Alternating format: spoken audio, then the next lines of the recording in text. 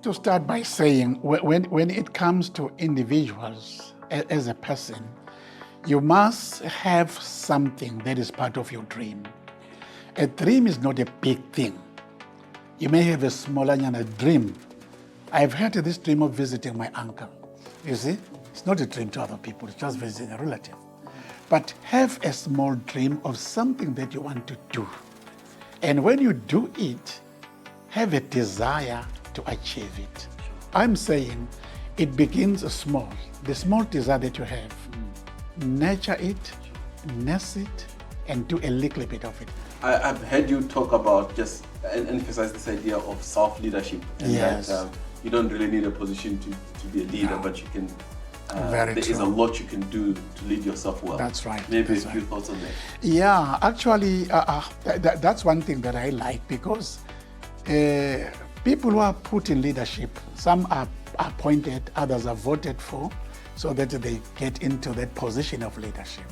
Some become leaders, true leaders and good leaders, after they've been appointed into a position.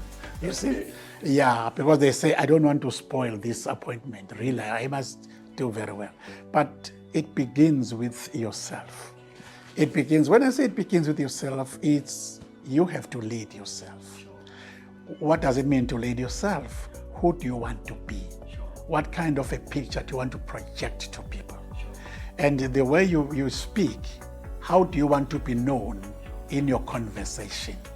Do you speak as a responsible person? Do you speak in a motivational way that encourages other people?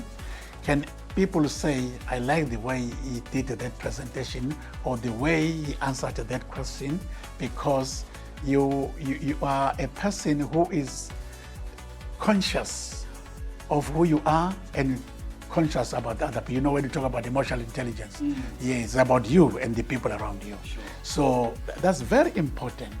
Again, whenever you are doing something, don't say, I'm doing it for the sake of doing it to succeed in what you are doing.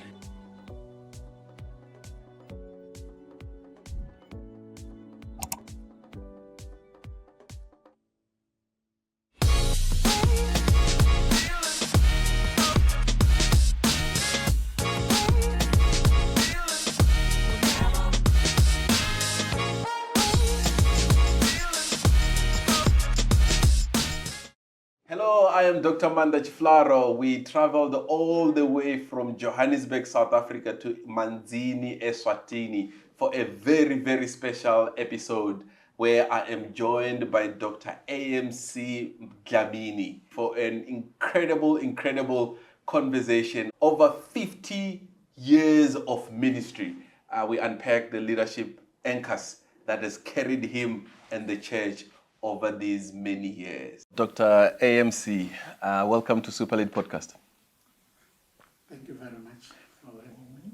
Excellent. So we have a deep, gem-packed conversation coming up, learning from decades of your leadership. But before we get to the leadership conversation, we want to just hear from your story. And I know that we are talking over 70 years here, but I'm wondering if it's at all possible that we can kind of just hear your story from as early as possible, highlighting a couple of milestones to where we are today. Yeah, very interesting. I come from a very humble background. I don't know whether that is paradoxical, I will say, from a very humble background, yet it should be a highly esteemed kind of a background, not especially when you look at the family. Yeah, then I have to explain what I mean. Yes, I come from a royal family background. My father was a chief. Right. Yes, there are chiefs from other surnames, but there are those chiefs that are descended from the kings, right? Yeah. So we come from King Somhlolo, Sopoza the first. Yeah. Yes, our grandparents came from there. Yes, so we had our grandparent who was Nzabambi, coming from King Somhlolo, and then his son who took over as chief, these are chiefs now, who took over after him was Masuku.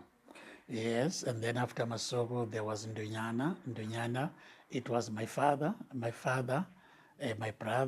My brother is late, and his son is going to take over. Okay. Yes, we come from that kind of a background. I come from that kind of a background. But then being part of the family, we are not talking about somebody running the show.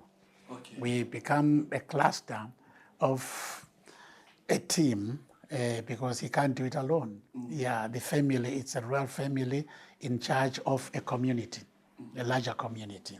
Yes, so we have to be there to provide assistance, just like that. But it doesn't mean he should not be employed. So our brother was in employment. Okay. Yes, he was working until he retired. Yeah. Yes, but then he got involved with the royal duties in the political system of the country, the structures, I must say. Yes, but then from there, from the place where I was born, which is about 30 kilometers from here, I was hijacked actually because I wasn't taught that I must get ready to travel. Right. Yeah, my grandmother's sister-in-law came, and then the following day she was going to leave, go back to the southern part of the Tlatikolo.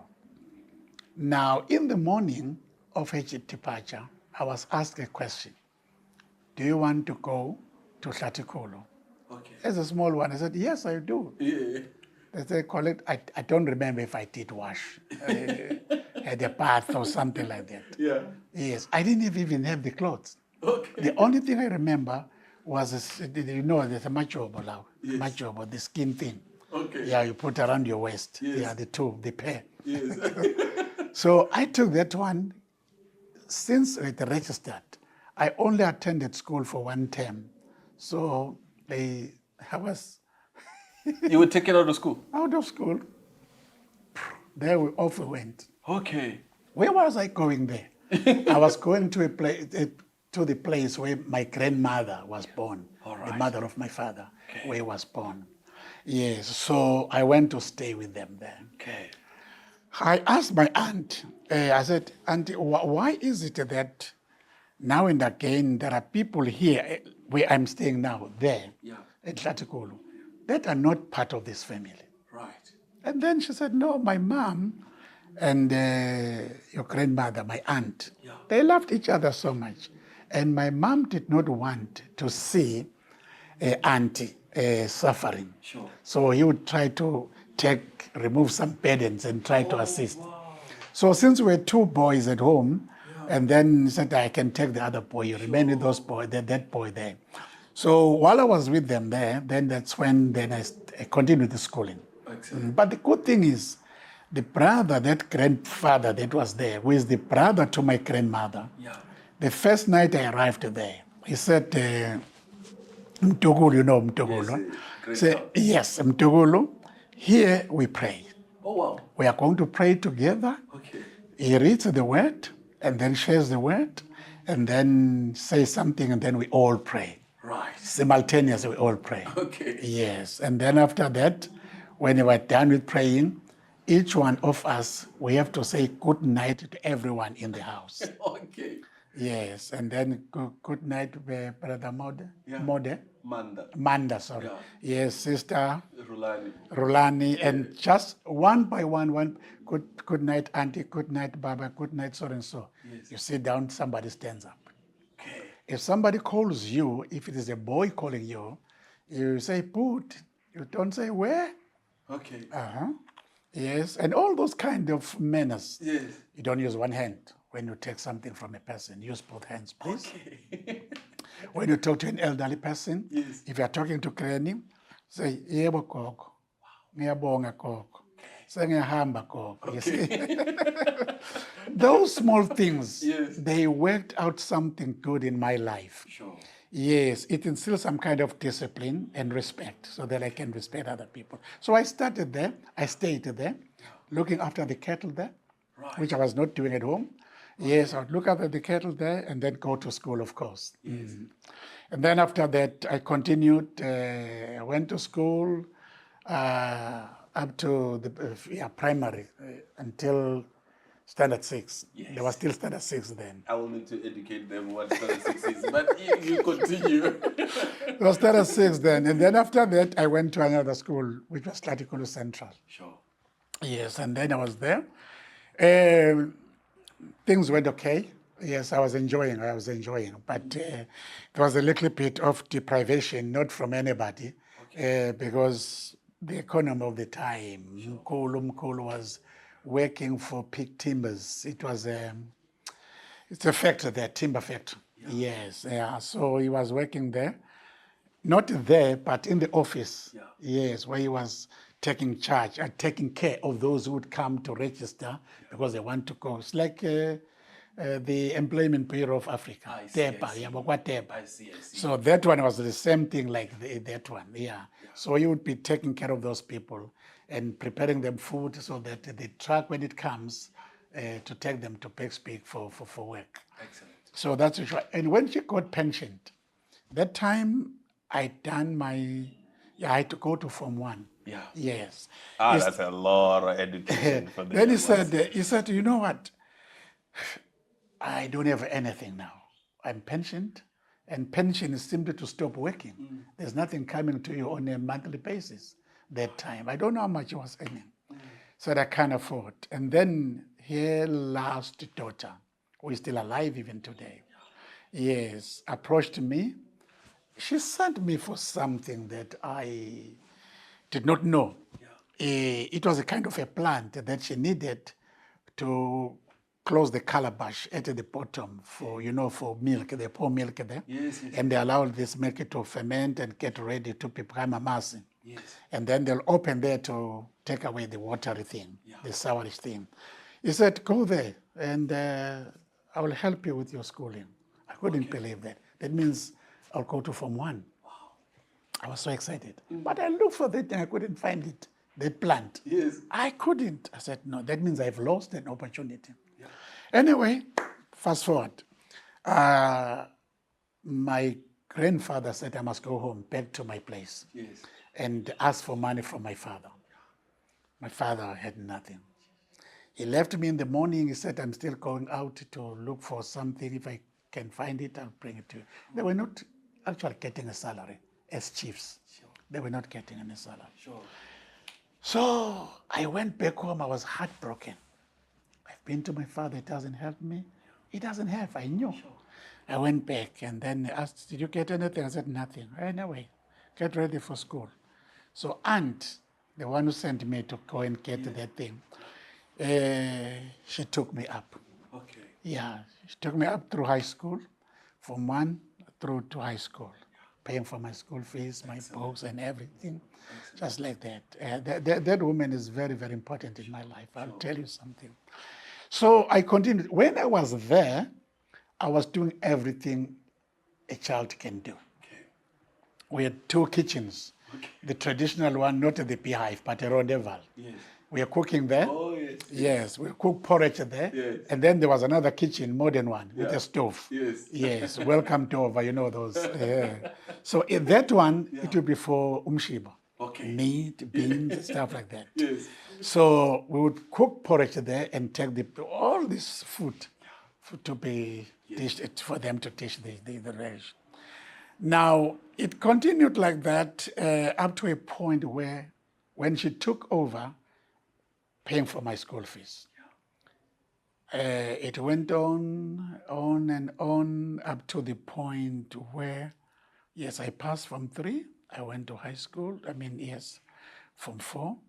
And I remember there was a time that one brings me to my calling. I got saved. I gave my life to the Lord. That was way back in 1971. Sure. And I was baptized in the same year. And then, there were books I had stolen from school, my brother from the library, building my own library at school. That time, we had just attained independence and we had a lot of donor books coming from other countries, Europe and stuff like that. So I was building my little library. When I came back from the youth camp, I was so convicted. Sure. Convicted.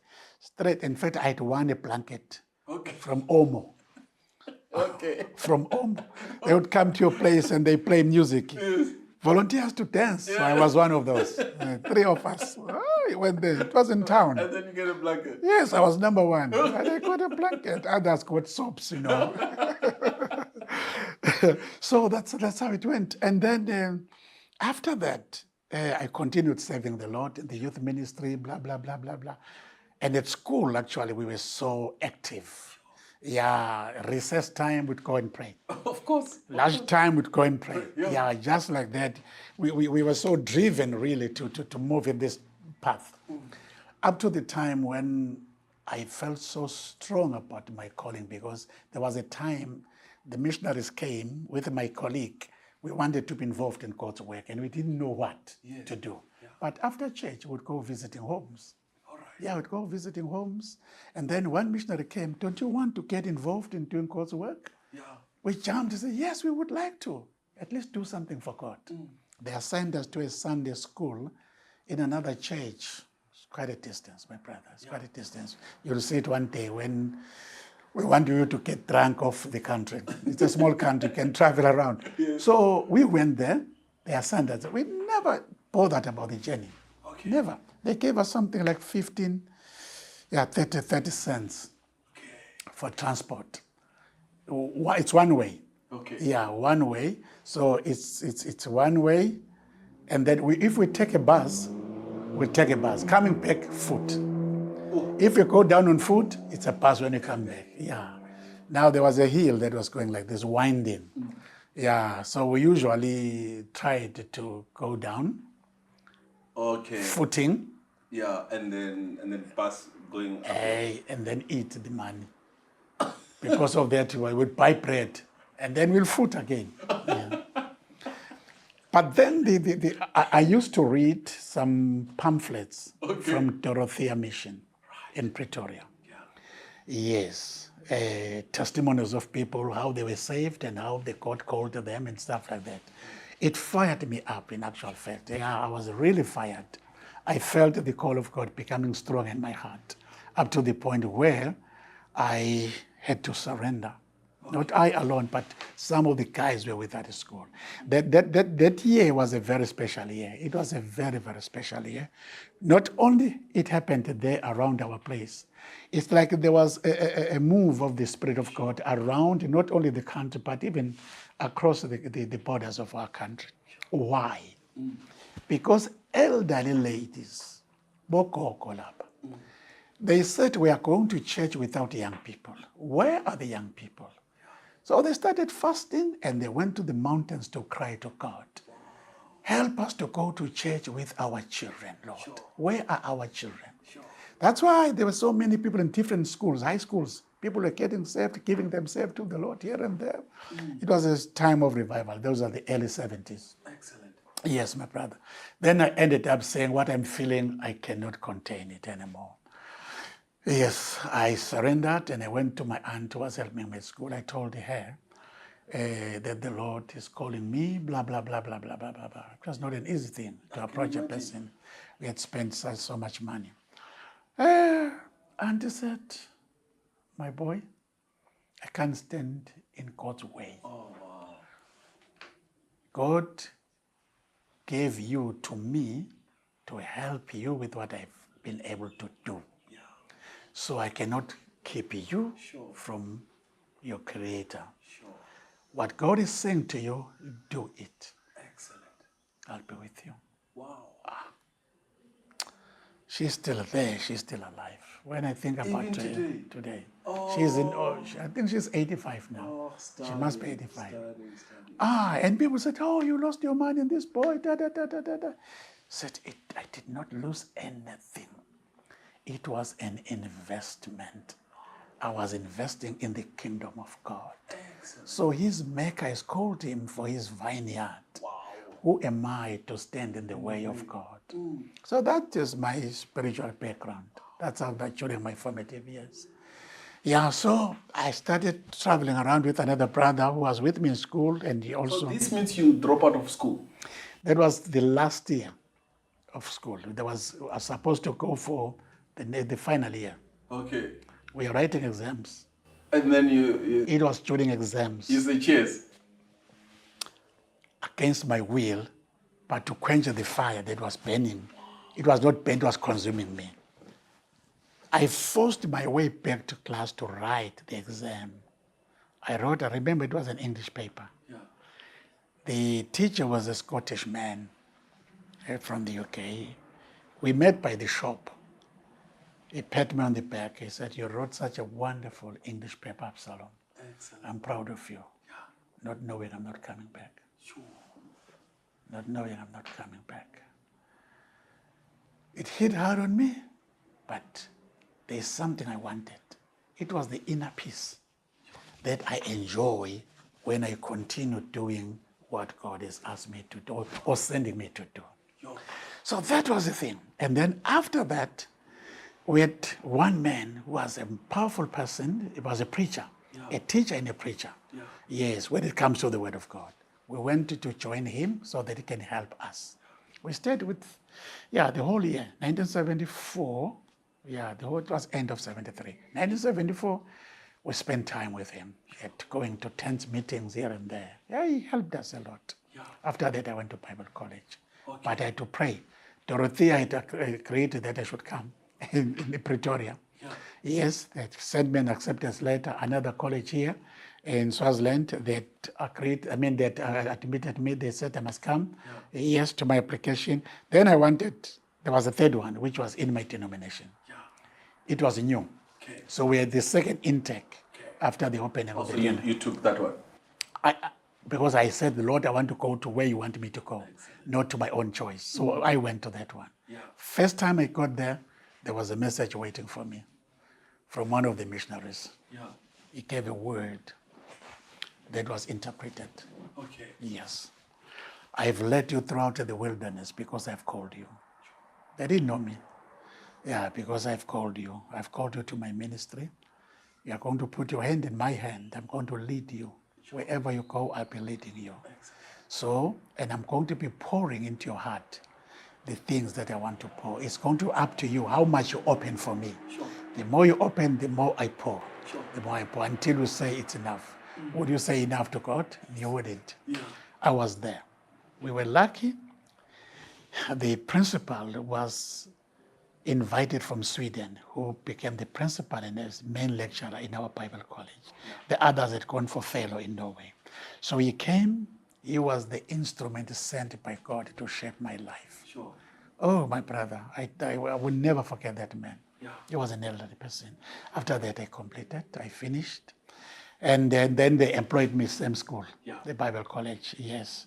I helped with the translations and interpretations and typing notes for the students, etc., etc.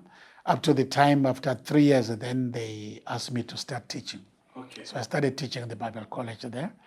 That was 1978, 78, 79. I got married. Excellent. Yes, and then I became a respectable man, of course. Yes, I got married, and then 1979, 1980, blah, blah, blah. So I continued working there, but fully involved in the church. Excellent. Yes, I was a national youth coordinator. I was in the leadership of the church, in Dublin here and there. But one thing that I did, I was a person, because there was no electricity, they were using generators, a big generator. When it went off 9 o'clock, I would light a candle and stay in the classroom studying and be in the library studying. Sure. I was a reader and a reader. I still read even now. Yes, it's part of my nature now. Yeah, so it really helped me. And I did correspondence in different places. Yes, and theological correspondence. One thing that I took as a hobby was a course from expert photography, which was in Johannesburg, Pretoria. Yes, so I did that correspondence thing. Yeah, and taught me how to watch films and stuff like that. That was something different from the theological thing. Now look. On watching films. You see? Yeah. Yes, you see now. Yeah, so from there, things developed up to the point where I remember there was a talk. Missionaries were leaving one by one, going back to Norway, without announcing that we would be leaving after 2 years. They just left. Yes, I understood because they had little children. There was a Norwegian school that they had started. Yes. Now, when they finished that school, they have to go to high school, which they didn't have here. So they have to take the kids back. Yes, after that, then most of them were leaving, except the single ones, but there were not so many of them. So they went back. That was I'm talking about 1980, 81, 82. 82, there was a tour which was advertised. From here to Italy, Rome. The other one, the same one would take us to Israel. Will take us to Corinth and the Grecian islands, and take us to those biblical, places. They needed only 3,000, but that was a tall mountain, Himalaya mountain. It was quite very expensive. But then, this missionary who was with me said, Absalom, don't worry. You'll get another opportunity. This one you can't afford, we can't even help you. 3,000 was a lot at that time. But 1, 2, 3, it came to a point in 1985. That was the time when missionaries were leaving. Yes, going back, not to come back, some of them, but some would come, but depending on the age of their children. During a conference, there was a big talk on the exodus of the missionaries without leaving somebody they have trained to take over the work. Sure. Especially at the Bible College. They started saying, you can't just leave without leaving somebody who has understudied you. And if that doesn't happen, it means you're destroying the work that you've started yourselves. So then, after that, in 1985, then I heard that they told me that I'll be going to Norway. In Norway, that's where our churches were established. Missionaries came from to study the work. So 1985, in April, March, April, end of April, beginning of April. I still have the ticket, by the way. Okay. That folder and the ticket. 1985. I saw it yesterday. Still have it. So 1985, they said we'll be going to Norway. There's a big conference. They are celebrating 75th year of the mission work when they launch out to go to the different countries around the world. So they sent me there to go. I'll be representing Southern Africa. Yes, because they usually get people coming from the different mission fields. Nepal, Eastern Europe and India, all over. So each one will represent either a country or a continent, or a region, so to say, and some from East Africa. So I got there. When I was there, I had to be there for 3 months. Whoa. Why? Because they'd already earmarked me to be the principal, at the Bible College. Right. Sure. All right. So during that time, I traveled all over Norway, crisscrossing that beautiful country. Fjords, ship, boat, flying, train, what have you. So I traveled and I preached, my brother. I preached. I remember it was over 45, because I was writing down. It was over 45 places where I preached. Yes, over 45. I was tired. When I left, my daughter was 2 weeks old. And I flew. She used to tease me.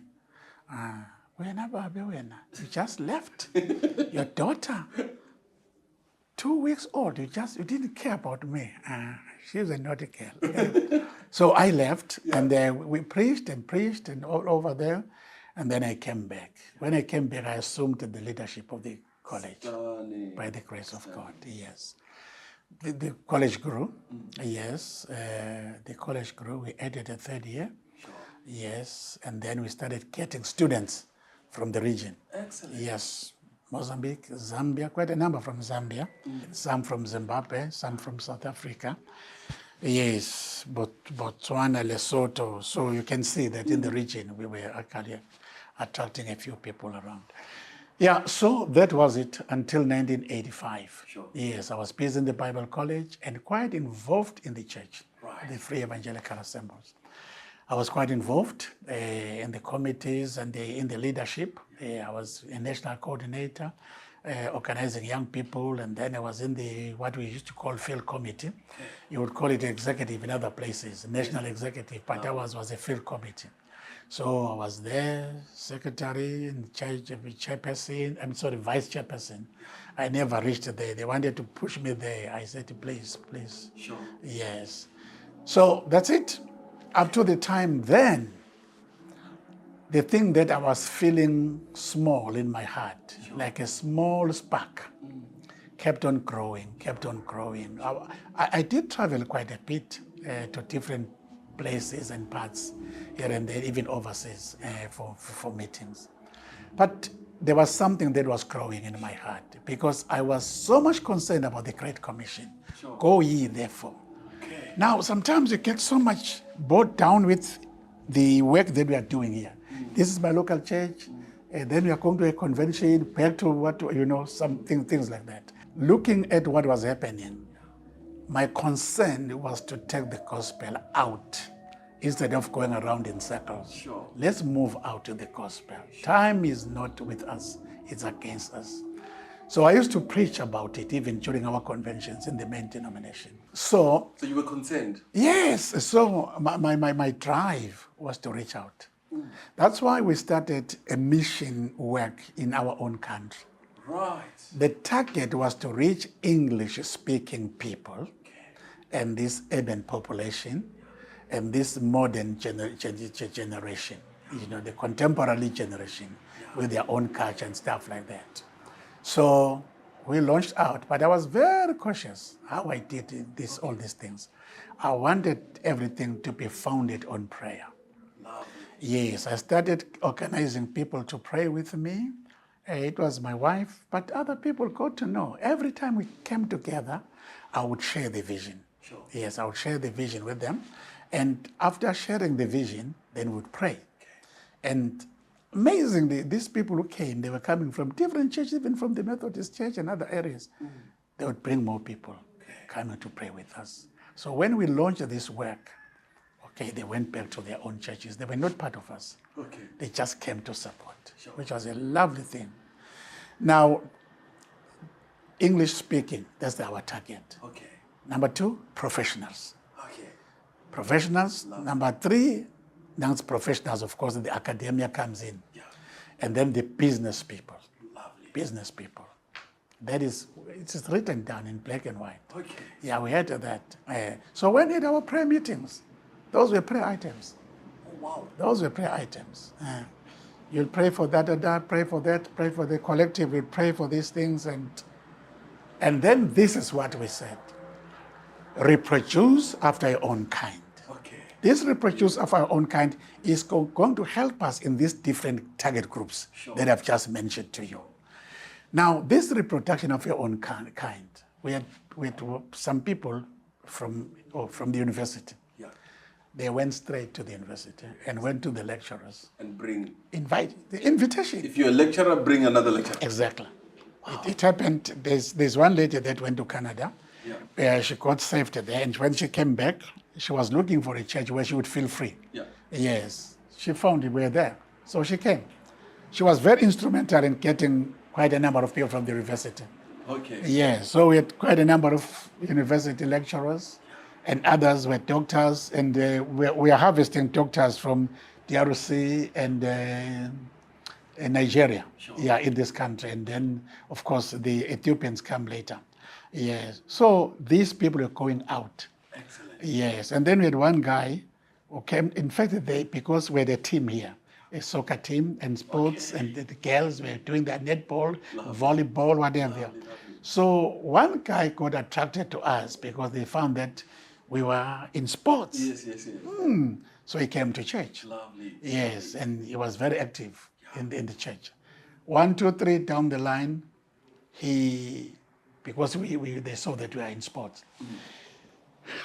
One guy, he was a soccer player, died. Sure. They wanted to do a memorial service. Sure. The guy doesn't go to church. He didn't go to church. Sure. And most of these people who are in soccer don't mention church to them. So we opened the doors to our place. We are renting a pavilion from the city council. They asked, we agreed. They couldn't believe. Wow, these people agree to host us. We hosted them. The program went, and I told the members to be there to give them support. So members were there. We gave them support. And that again brought this. There's one guy here. He's got his own athletic club, yes. And then he came that day, never to go back. Oh, stunning. Lovely, lovely. So they brought more people. They brought more people. Reproduce after your own kind. Beautiful. Ness, give us Nesses, please. Yeah, each one just like that, yes. So that's how we had that wonderful bang to start with. We're the only English-speaking church in the country that, from the Pentecostal circles, yes. But the Methodists and the Anglicans, where they were, those missionaries there, they would have the Swati service and then English. But here it was just English right through. So it drew quite a few people. Lovely. Until some came. Some of my students from the Bible College, those were from Zambia, they found that people just fell in love with the country. They didn't go back. Sure. We buried a pastor last year. Sure. He was my student. When he graduated, he said, Pastor, I want to work with you, under you, because I want to grow. Sure. I'm seeing things that can help me to grow. That was 1994. And He's been here until last year. Last year, Valentine's Day, he died. Sure. Yes, he died in hospital. So that is how the work is. And it's grown to multiple branches, you were telling me. Yeah, yes. Europe as well, Tanzania. Yeah, in Tanzania we've got 5, and they are going to grow. Yeah, they are hardworking. They send me videos every Sunday. Lovely. And they are very active. Lovely. Tanzania is nothing but dancing. And you know the good thing about those people? Yeah. They'll not be crying for your instruments. Okay, they'll sing. No, they record once. They record their songs. Oh. They record their songs. Okay. The pastor there, the bishop there has a studio. Okay. Yes, a professional studio. He records them there. And then all the songs they sing in church, they are recorded there. Oh, wow. Yes. Oh, wow. And but do you also have another lane, a political lane? How did you bring this one now? We can leave it. We're in the spirit. Okay. Now you.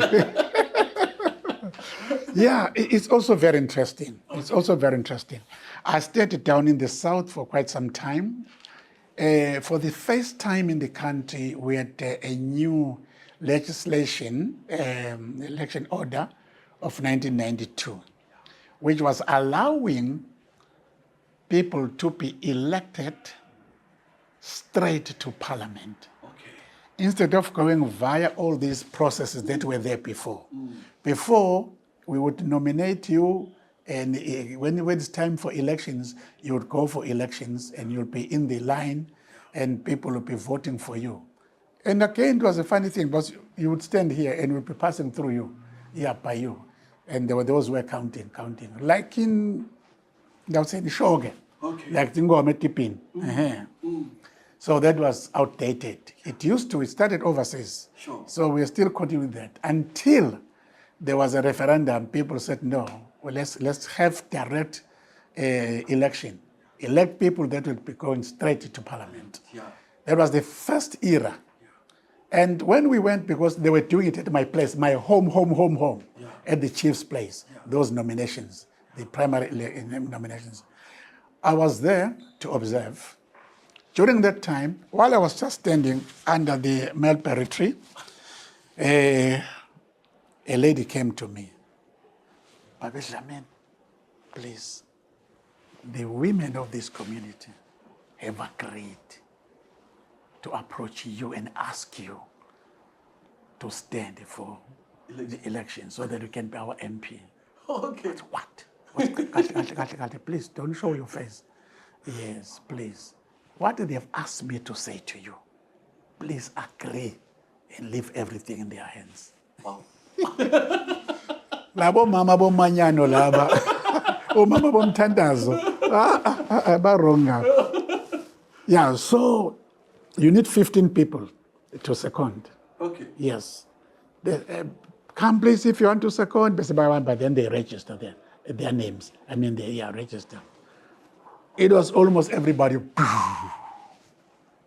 The electoral officer looked at me and he smiled. Yeah. Somebody shouted, "Hey, we closed elections. Nominations closed. Yes. Nominations closed." Said, "Hey, this is a democratic exercise. Let everybody," I said, Yes. "Please, let everybody get his chance." So from there, we waited for the primary elections. Yeah. In the bi-local constituency. I won. Okay, lovely. Yeah, against a very clever guy. He was an accountant because I'm a Bible person, so usubona mampara yena. He saw mampara, but he was a cousin of mine. Yeah. So, yes, I won the elections. That means straight. I have to go to Parliament. Yes, there were what I think about 7 chiefdoms that make my constituency. Okay. So I found myself in Parliament. Strange enough, again, that was 93, end of 93. 94, I'm in Parliament full swing. 95, end of 94, I think, yes.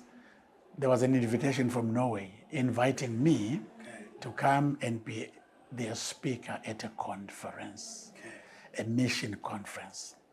So I agreed, but I'm here in Parliament. So I went to the Speaker of the House and asked for permission to leave, and said, "No, you can go. A budget is in February. Budget is in February.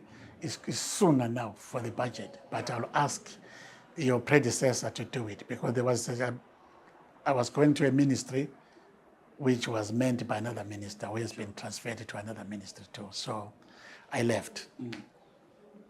When I was in Norway, just before I started those meetings, there was a phone call from the lady missionary who was working with us right in this church. "Absalom, Pastor, you are a minister." I said, "Yes, my sister, I'm a minister." You know why? I was doing a series in church. Okay. Every member is a minister. Oh, lovely. That one comes from our, what do we call that? We have got 7 points. Every member, what do we call that thing? Every member is a minister, every member is a ministry, every member is important, every member is unique, Sure. Every member has a responsibility. Did I say that? Sure. Every member is, did I say unique? Yeah. Every member is accountable. There are about 7 points. Lovely, yes. lovely, So lovely. those 7 points, it's a number of groupings of sevens. Yes, they are part of what we call our manifesto. Excellent. It's not a professional manifesto, but it's a spiritual thing, just to incite members to want to do something. Yes. So I said, I did those 7, what you call, points. Series. Yes, series, yes. I said, "Yes, my sister, I know very well. I said, "No, the king has appointed you to be minister for natural resources." Sure. After that, the prime minister calls me. "Hey, minister, you must come back. Come back so that you can do your budget here." I said, "Whew. Hey, Excellency, I have not even started doing what they have invited me. We're starting next week." Yes. I arrived here on a weekend, so next week, Monday, the conference starts. Yes, but I had to stay for a month. Sure. Usually when I go there, I stay for a month. Sure. Yes. So afterwards he calls. He says, "Oh no, continue, finish up your assignment. Finish up your assignment because your COSA will finish up. I mean, we'll step in for you." So COSA stepped in, and then I was overseas. For that month, Yeah. And you know those missionaries there. Yeah. Those who were working with us here, they got so excited. Okay. They have never seen a Pentecostal preacher. Okay. A kata kata charabata da da da da da. In politics. What nonsense is that? So I was all over the show, taking me to, because I was in natural resources, Yes. to geological surveys. They took me to Quaker hydraulics, hydro station. Oh, they took me to the not fisheries, man, no, this oil rig. Yes, there was a guy that I knew there. Yes, after that, I finished, I went to Iceland to preach. When I got to Iceland, at the airport, cameras were waiting for me. A Pentecostal preacher is now a politician, a minister in government. It has never happened. And I was sitting like I'm sitting here. Yes. He was sitting like that, interviewing me Yeah. in Iceland. And again, they were told, show him relevant places that are relevant to his ministry. Very good. They took me to the geothermal university. Yes, geothermal university of United Nations. Yeah, geothermal university. So I went there.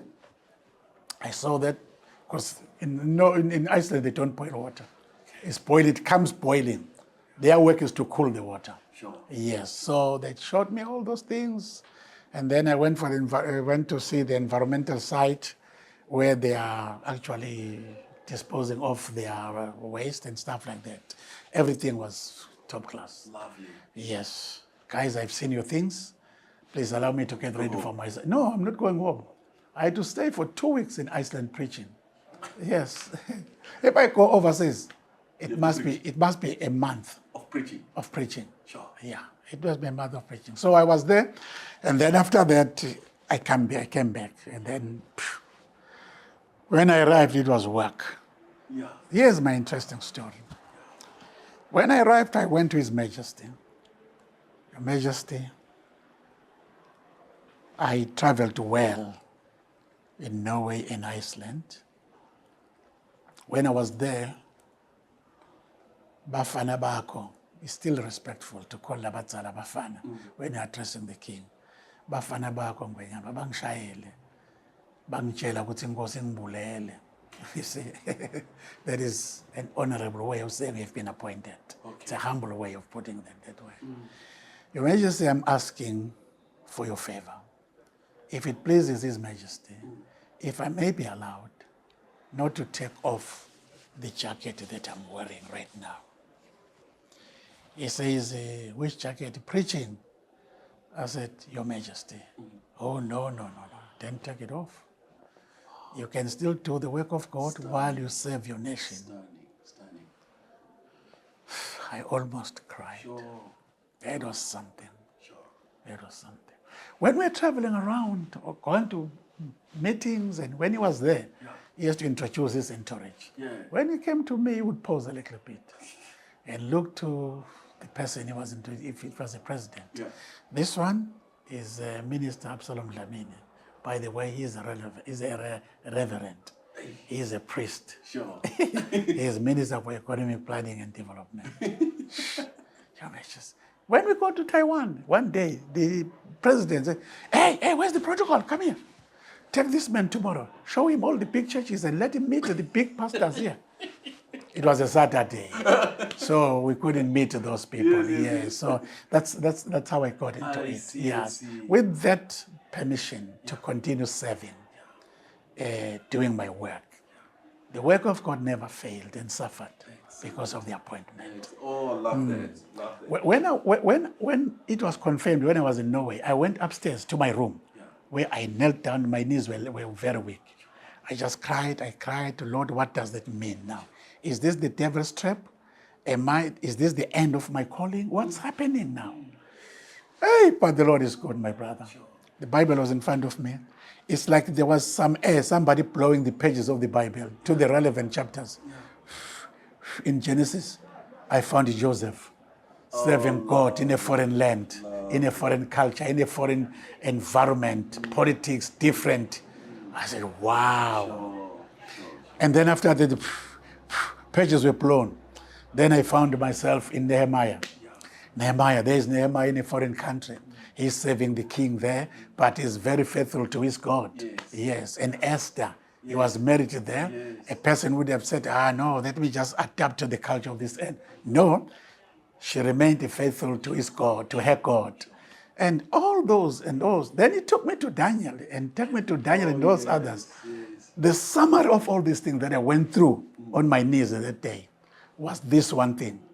All this continued to serve and feed me in a foreign country. Excellent. All these people that have become your examples in the Bible today, they were not in their own country. Sure. But they were faithful in serving me.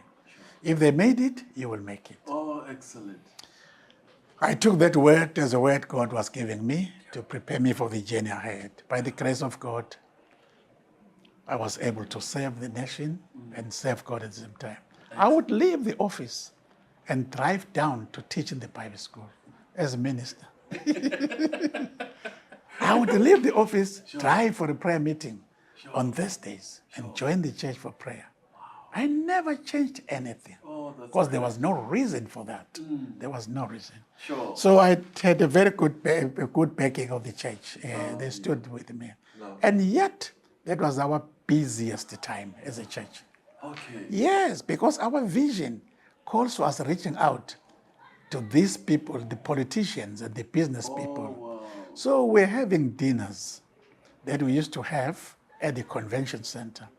And you bring guys from South Africa to come and sing. Others would sing very well, others bapimba. Bafana base Alex.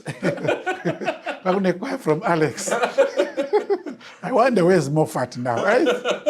They came. So we used to have dinners and get speakers. And I'll get my friends from that side. Yeah, Bishop Sono. Yes. Did he come for that? No, it was Botswana to start with. And then with others who came to be our speakers from there. We should get them from that side, these dinners. And we'd bring the diplomats also, for our dinners. They would come and grace us and listen to what we are saying, to our story. Yeah, so it was quite good. It was quite good, yes. But we slowed it down on those. Okay. Of course, when we had this, even though it was not finished, completed, we started having dinners here. Oh, yeah, lovely. right here. Lovely. We started having them here. Excellent. So, wow, beautiful, beautiful story. Thanks. So I wonder how we sort of pick up some of your leadership principles for leading in the political space and having led in the church world. What are sort of 4 or 5 leadership anchors for you? The first thing that I have to say, when I mix up with people, people know who I am. So I should not introduce myself as a different person. They know that Absalom Dlamini is a pastor. He's a Christian and he's a pastor. And secondly, knowing who I am, they also know what space am I occupying right now. They look at how I'm going to deliver where I am. So the next thing is that I have to know who I am, and then when I get to the work, I should focus on the work and then remember that I represent the kingdom of God without being too spiritual and too religious. I become an ordinary person, yes. And then everywhere I went, I also tell the people I'm working with. Here's my principle. Whenever I work with people, I want us to live together as a family. Number 2, work together as a team. Family and team. When you are a family, you sympathize, you empathize. When we are playing as a team, you support each other. You don't run with the ball alone. As a minister, I'm not the answer. I've been looking to you.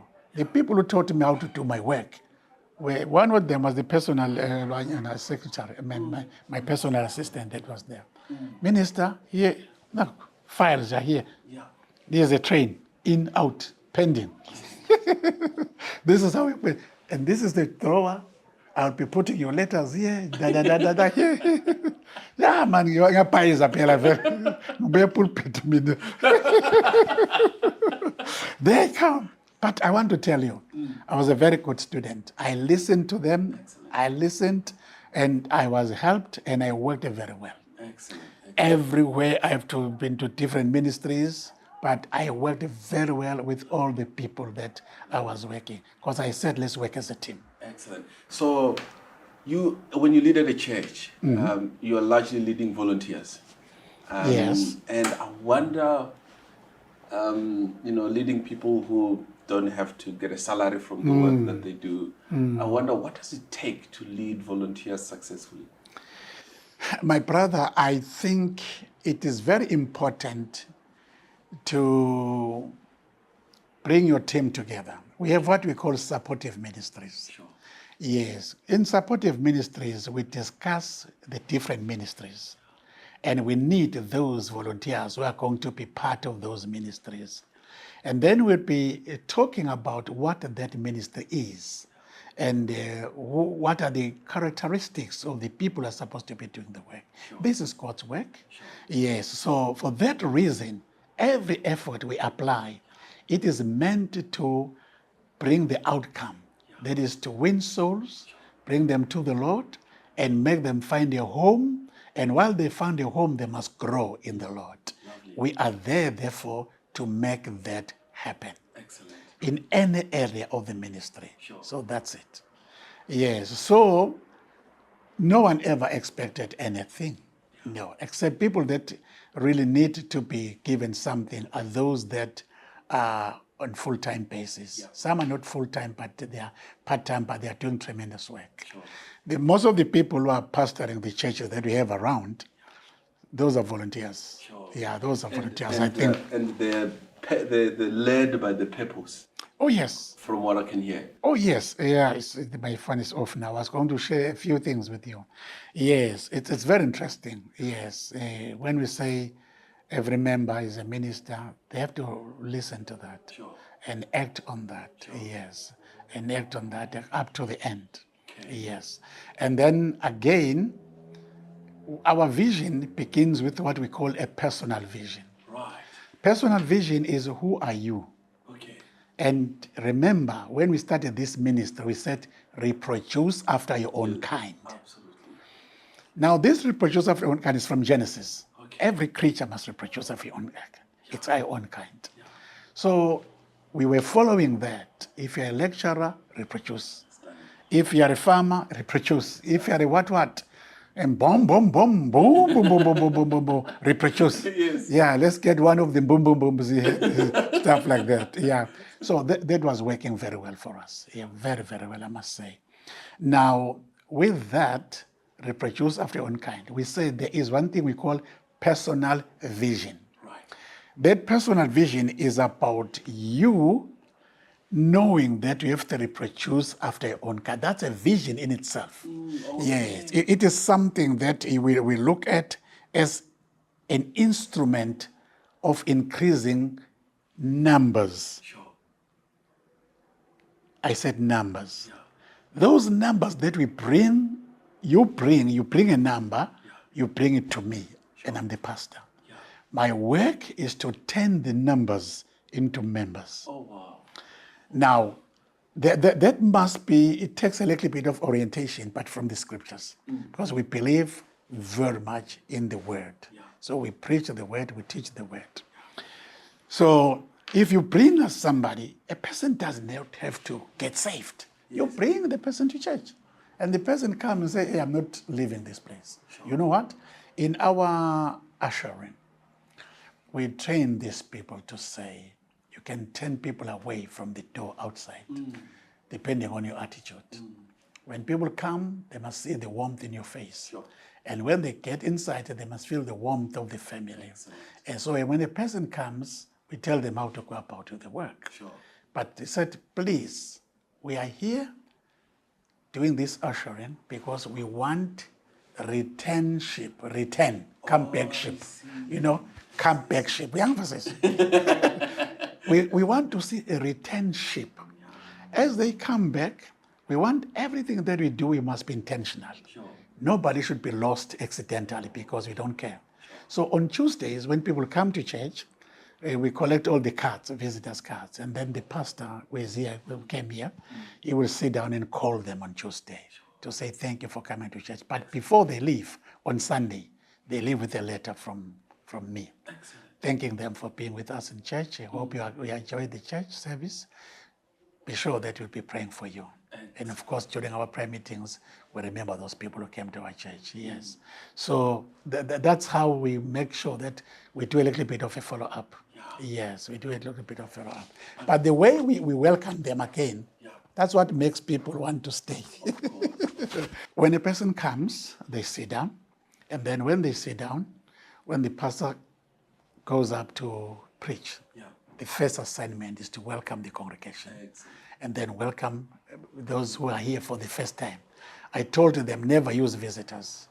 Oh, Then, wow. No. Okay. Never use visitors. Okay. When they come, you just, those who have come for this first time, please show by raising your hand. And then when they show up, we ask them to stand if they can. Some, they are very shy. And they stand. Then the congregation, they clap for them. The front row, they turn around and look behind them. Yeah, because part of those people in the front row, they are part of the leadership. They must turn around, look at the people, and then they also welcome them by a clap of hand. While the ushers are busy rushing to them with those, yes, with the cards and stuff like that. Then, immediately when the pastor says amen, the ushers have already taken the visitors, or those, we call them guests, those newcomers, to the hospitality table. They sit around the table with 1 or 2 people, but there's one person that talks to them, telling them who we are, this church, briefly. Yes, this church is made up of different groups. Yes, you know where I was when I got to this thing that we are doing now here? I was at the Val. Hotel. What do you call that hotel, man? There's Riversun, there's Olivera. yes. Or It's Rivera. Rivera, yeah. Rivera, Yeah, that was the one. Yeah. We have been there twice for holiday. Yeah. Yes, with my family. So it was midnight. I said, Lord, we are venturing into 2001. Sure. I want to see the church grow, but I don't want numbers. Sure. I want members. Sure. Help me. How do we gain these people and how do we retain these people? Yeah. How do I, because I don't want people who come to church and they don't feel part of this church. Sure. In no time, I ran for this notepad, Yes. the long exam pad, Yes. those things. Yeah. I ran for it and I grabbed it, I took a pen. And then you outlined. You know, what am I outlining, my brother? There's a wind, the wind just swept across. Do this. Make families within the church. Okay. Families within the church. How do I go about? No, make those who are born in January form a group. February form a group, March form a group. So you must end up having 12 families in this church. So that they will be, each one will have a sense of belonging. I belong to this small family, yet I'm part of the bigger picture of this church. Yeah. So when I came back, and I said, okay, no. It's going to be 2 small groups. Let's January, February, 1 group. This guy here, this who passed on, was in May, June. Somebody spoke there on behalf of the group. Yeah. When it's time to speak, on behalf of the church, even if you are getting married, my sister, in another church, a church representative, you know your family. So your leader will stand up and say, this one was part of my group. Yes, and da. That brings them together. When there's a bereavement, the group must come closer. Whatever happening, it's just like that. So when he came here, I came like a brigadier. I said, guys, I'm so excited. I just called names of people to make them leaders without going through the formalities of selecting a leader. There was one in January, he was a teacher, I went for him. And another one, March, April, he was a lecturer, professor in the university, over to you, Baba. And then another one, just like that. I say, stand up. Everyone born in January, February, please go to that one. Everyone go to this one. They just went like that. Yes. We ended up having 6. Yeah, 6. Yeah, 6 families in the house. Look at what we have done right now. This whole building is because of the groups. Because of the groups. What's happening now, when we wanted to finish up with the ceiling, yes, they said, let's do what we did when we were still down there. The last time we donated there, we were asking each group to bring 7,000 per month. So we started here, every month they bring that 7,000. So we're talking about 42,000, yes, a year, a month. Yes, 42,000 a month. Yeah. Which we wouldn't even actually get when you say, let's bring offering Bazalwane for the building project. No, so they just do that. So these families are very, very good. Yeah, they are very, very good because whatever happens, they are a family. So I was running away from people remaining numbers in church. Sure. They must feel attached to the church. Yeah, so, No, that's powerful. and again, when it comes to service, say working in the church, getting everyone involved. Where are we now? Which month is this? November, December. That's where my wife belongs. She belongs to the November, December. Okay. She was born in 20th December. When it comes to the church, the cleaning is November, December. Oh, wow. So what they ended up doing, they used to hire one person who will do the cleaning, and they will just pay that person. Yes, but people with as a Hoover. group? As a group, yes, as a group. Yeah, they do that. And then coming next is January, February. The leader is that MC, the short man there. Yes. Yeah, he's the leader of the January, February group. I see. And they've got colors. Yeah, they've got colors. So for the different groups. Yes, yeah. When it's your turn, you will see there were those trappings. They were part of the colors of the groups. Wow. So now that we have modernized, upgraded, so we're going to use that. And has the model been used as you grow other branches? Same model? Yes, but they are not as big as us here. Okay. So there are two groups. Okay. JJ, I see. JJ and JD. Wow. January to June. Yeah. And July to December. I see. So that's how they are working. Yes. I'm looking at the time. Yes. One last question on leadership. I've heard you talk about just and emphasize this idea of self-leadership. And yes. that you don't really need a position to be a leader, but you can. There is a lot you can do to lead yourself well. That's right. Maybe a few thoughts on that. Yeah, actually, that's one thing that I like because people who are put in leadership, some are appointed, others are voted for, so that they get into that position of leadership. Yeah. Some become leaders, true leaders and good leaders after they've been appointed into a position. You see? Yeah, because they say, I don't want to spoil this appointment. Really, I must do very well. But it begins with yourself. It begins, when I say it begins with yourself, it's you have to lead yourself. Sure. What does it mean to lead yourself? Who do you want to be? Sure. What kind of a picture do you want to project to people? Sure. And the way you speak, how do you want to be known in your conversation? Sure. Do you speak as a responsible person? Do you speak in a motivational way that encourages other people? Can people say, I like the way he did that presentation or the way he answered that question, because you are a person who is conscious of who you are and conscious about other people. You know, when you talk about emotional intelligence, it's about you and the people around you. Sure. So that's very important. Again, whenever you are doing something, don't say, I'm doing it for the sake of. Doing it to succeed in what you are doing. Excellent. Success may not come from your own knowledge and skill. Success may come from the support of other people. Sure. You may, as a leader, you may have an idea, but not have the ability to carry out that idea. So it's not about a position, it's about you being yourself and being able to do what you wish to accomplish. Excellent. Yes, that will assist you to yield the fruit. Lovely. That is in you. Lovely. Because certain things are enclosed in us, they have not been exposed, yes, until we get the opportunity to expose what is inside of us. Sure. Lovely. One last question on the church. What can we expect from the church as we move into the future? Maybe one or two highlights we can look forward to. Are you narrowing me to this church? No. Or general, the Church of Jesus Christ? No, not this church. Or this church in particular? Yeah. Yeah, we are still in our campaign. In fact, in 2014, we launched what we called Vision 2030. Right. We set a church for Swaziland. We started with our country, Eswatini. We set a church for every town. A church for every constituency.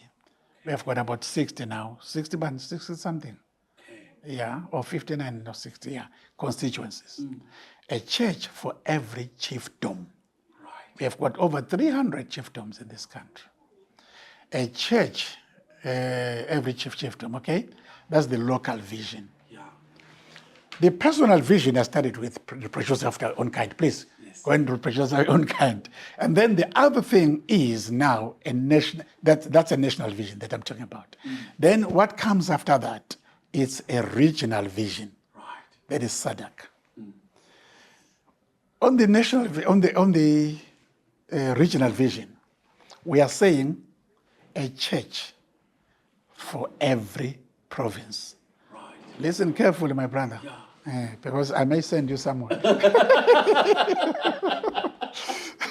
He's ready. He's ready. Yeah. A church for every province. Okay. Here's the neighborhood, Mozambique. Here's South Africa. Yes. There are 9 this side. So we are in our conception. In our conception, spiritual conception, we are conceiving 9 churches from South Africa. Sure. About 9 also, if not 11 in Mozambique. We have to verify. Yes. How is this going to be possible? Yes. We plant one church. That particular church in that particular country is responsible for multiplying itself after its own kind. Yes. So since we started in Gauteng, the hope was that we'll double up north, Nasempumalanga, because those are adjacent, exactly. And then it will go down, Free State and stuff like that. But who's doing that work? Are the South Africans. Sure. Are the South Africans themselves. Yes. What will happen then? We just call the people that we have already, those we already have. We share the vision with them. When we went to Tanzania, sharing the vision, while I was talking, there were people around my feet. Sure. Around my feet. A vision is not for the visionary. It's for everybody. Okay. If Ur and Aaron did not support Moses, they would have failed. Joshua would have failed down there. Sure. So it's important that we work together and support one another. Sure. And then there was a time when Moses said, I cannot carry this burden, Lord. This work is too much. These people are too much for me. How can Moses carry it? He was crying for himself. While I was speaking, I started praying straight away. And I found there was a lot of people around here. Some were holding my pants like this. They were crying. Because I made an example. I said, here is your bishop, here is a pastor. Is he going to afford to carry this work alone and his wife? It's impossible. You can't be in church and be numbers in church. Let's support him. Let's rally behind him. They're doing very well. Excellent. They are doing very well. Excellent. Yes. No, it was tears after tears that time. It was a touchy service. Sure. Yes. So when we plant the seed of responsibility in the hearts of the local people, they must take the baton and run with the vision. Excellent. Yes. So looking at the clock, we sort of run out of time. 2 last questions will be, we ask all our interviewees to give our listeners a challenge. Just one challenge for anyone listening to us to potentially go start doing from tomorrow or next year or next week. Then the second one is any book recommendation.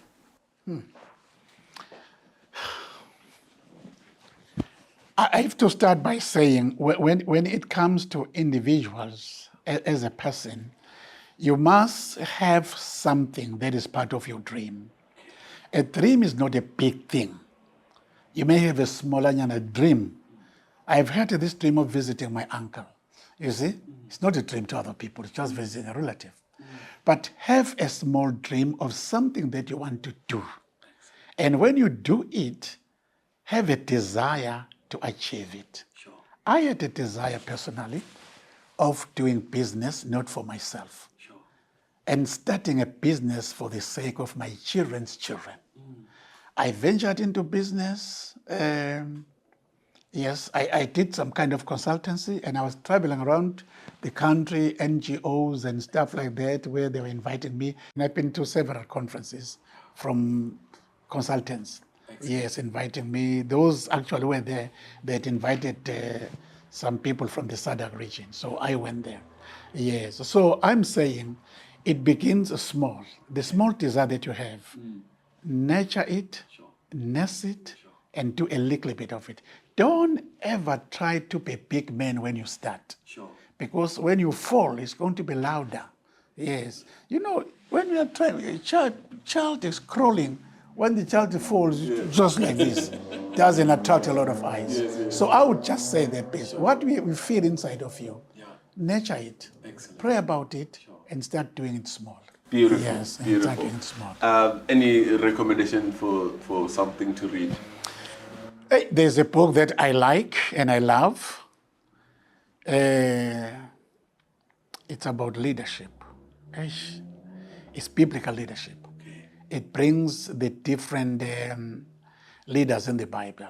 But Moses, Nehemiah, all the leaders that are prominent in the Bible, it profiles them. Yes, and I've been reading that book over and over. It encourages you as an individual to find a space for yourself, because it's so painful. You read a book, it talks about a lot of good things that you cannot even attempt. Yeah, it's so difficult to attempt this thing they're talking about. But that one, it shapes your thinking. It makes you wish to be like one of those people that are included in that author. Don't ask me the author, because I know the author, but because you asked me, it has evaporated. I want the content, not the man himself. We'll try find it. I think thank you. No Thank problem. you. Yeah, Thank you, but I'll Dr. do something. I'll take a picture And of then the cover. we'll just put it on the video. Wonderful, Yeah, wonderful. they'll see that. Yes.